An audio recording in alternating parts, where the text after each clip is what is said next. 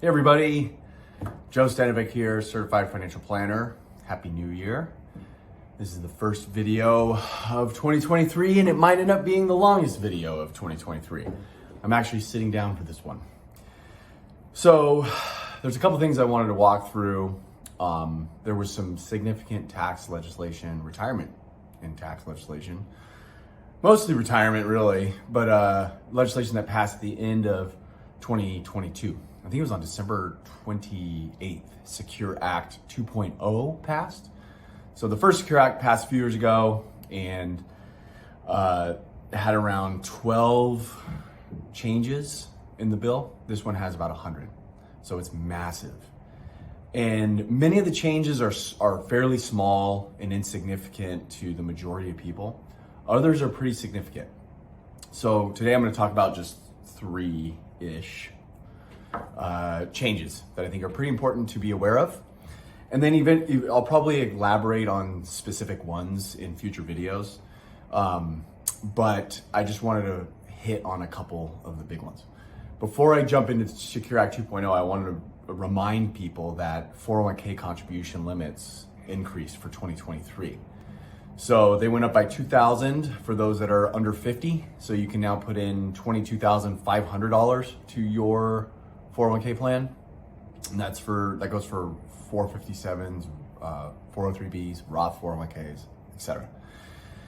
And then if you are turning 50 this year or you are older than 50 already, your catch-up is now catch-up contribution. They're basically allowing you to put more in because you're old in the eyes of older, I guess. But they're allowing you to put in $7,500 for a total of $30,000 to 401ks and all qualified plans.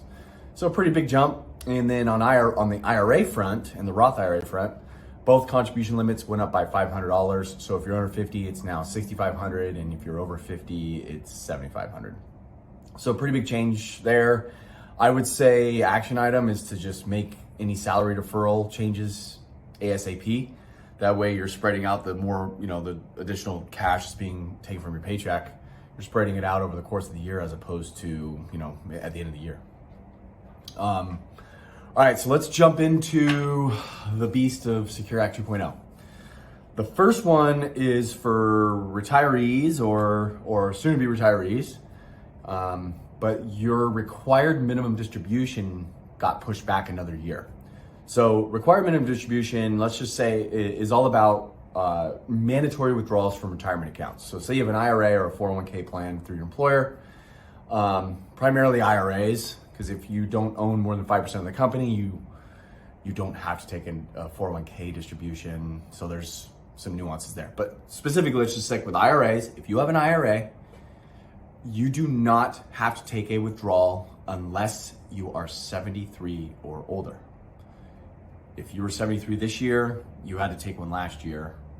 If you turned 72 last year and you didn't take a distribution from your IRA, you have until April 1st. So you can still do it without getting penalized. But if you're turning 72 this year, you do not have to take a distribution from your IRA, okay? And required minimum distributions basically is the IRS's way of getting their hands on your tax deferred account, in essence is what this is. So let's say you have a $100,000 IRA. The first year's distribution is like 3.6% or $3,600, and that's taxable income. Okay. Now, if you were born I have notes because this thing is just so massive, so I might refer to them once or twice. But if you were born between 1951 and 1959, your RMD, required minimum distribution age, is now 73. If you were born in 1960 or later, your required minimum distribution is 75. So it's even getting pushed back again. I'm not really sure I understand why they're doing this, they being Congress, because they're inevitably the ones that wrote the bill. But it could be to your advantage, obviously, because you're deferring taxable income, but it also could be to your detriment. Why? Because it just creates a larger taxable event later, assuming the account, your IRA, continues to grow. Because if you're delaying another couple of years, and you still have to take out that 3.6-ish% the first year, If it's 2 years later, it's just more compounding. So just because you don't have to take money out doesn't mean you shouldn't. Now, if you're in a position that you don't necessarily need it, that's amazing. It's a huge benefit to you. But that doesn't necessarily mean you should wait until 75 or 73 to start taking distributions. Why? Because it could mean you're in a higher tax bracket. Because if your withdrawal is larger, the mandatory withdrawal is larger, more taxable income. So it could kick you into a higher tax bracket, or it could change your Medicare premium. So there's some planning work that should be done, and you could do things like Roth conversions.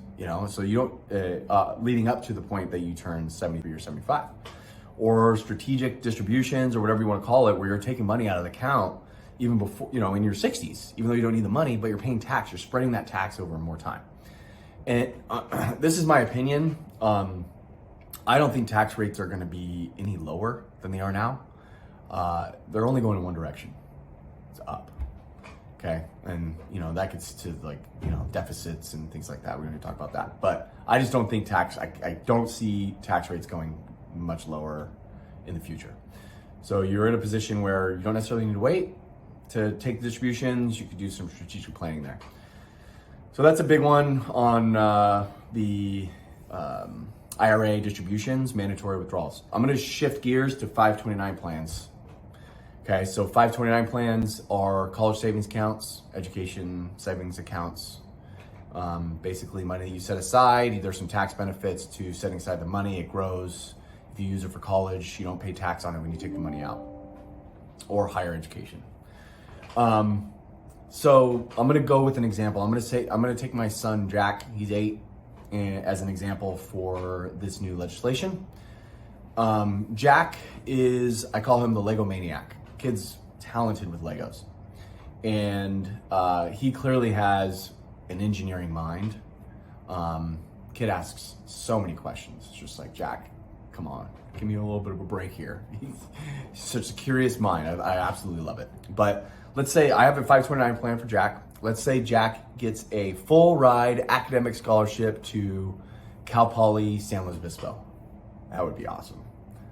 And his 529, we don't necessarily need the money. Obviously he's getting a full ride. And he's going to the architecture school at Cal Poly. So, obviously what I could do is I could transfer that 529. He's the beneficiary. I could transfer that 529 to his brothers. Jack has 2 younger brothers, James and Owen. I could take the 529, move the money to them if I wanted to. But now I could take some of that 529, maybe not all of it, depends on how much is in there. I can roll some of that money into a Roth IRA for Jack. So this is kind of cool, because if there is leftover money or money that wasn't needed for school, this new legislation, which goes into effect next year, will allow me to contribute the maximum Roth contribution amount, which at least for this year for Jack would be $6,500. So I could take $6,500 from that 529 and roll it into a Roth IRA.